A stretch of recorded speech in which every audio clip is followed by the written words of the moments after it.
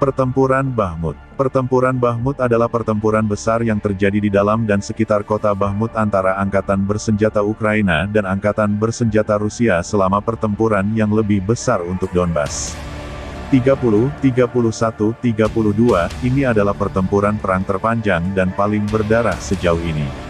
33, 34. Sementara penembakan Bahmut dimulai pada Mei tahun 2022, serangan utama terhadap kota dimulai pada tanggal 1 Agustus setelah pasukan Rusia maju dari arah Popasna menyusul penarikan Ukraina dari front itu. 35, pasukan penyerang utama terutama terdiri dari tentara bayaran dari organisasi paramiliter Rusia Grup Wagner, didukung oleh pasukan reguler Rusia dan dilaporkan elemen milisi Republik Rakyat Donetsk. 14, 36, 13. Pada akhir tahun 2022, setelah serangan balasan Kharkiv dan Kherson Ukraina, front Bahmut Soledar menjadi fokus penting perang, menjadi salah satu dari sedikit garis depan di Ukraina tempat Rusia tetap melakukan ofensif.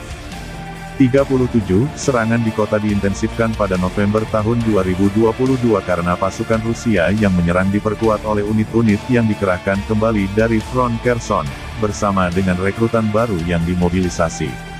38, 39 pada saat ini, sebagian besar garis depan telah turun ke perang parit posisi, dengan kedua belah pihak menderita banyak korban tanpa kemajuan yang berarti. 40, dengan menggunakan serangan berulang-ulang yang terdiri dari mantan narapidana, pasukan Wagner dapat secara bertahap mendapatkan tanah. 41, 42, dan pada Februari tahun 2023, mereka merebut wilayah di utara dan selatan Bahmut dan mengancam pengepungan, memaksa pasukan Ukraina untuk perlahan mundur ke dalam kota. 43, 44, dan pertempuran berubah menjadi perang kota yang sengit. 43, pada Maret tahun 2023, pasukan Rusia merebut bagian timur kota, hingga ke Sungai Bahmutka, dan terus maju ke bagian Bahmut yang dikuasai Ukraina. 45, 46.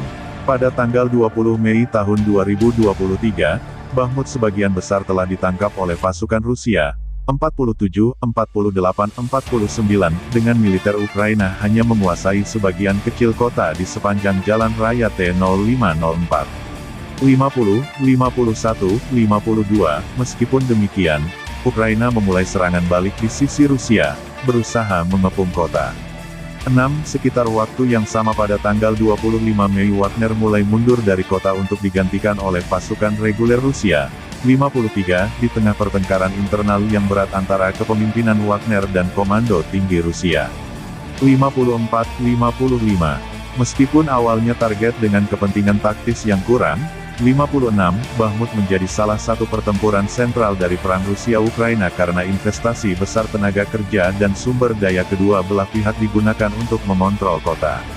57, 58 pertempuran Bahmut digambarkan sebagai penggiling daging dan pusaran bagi militer Ukraina dan Rusia.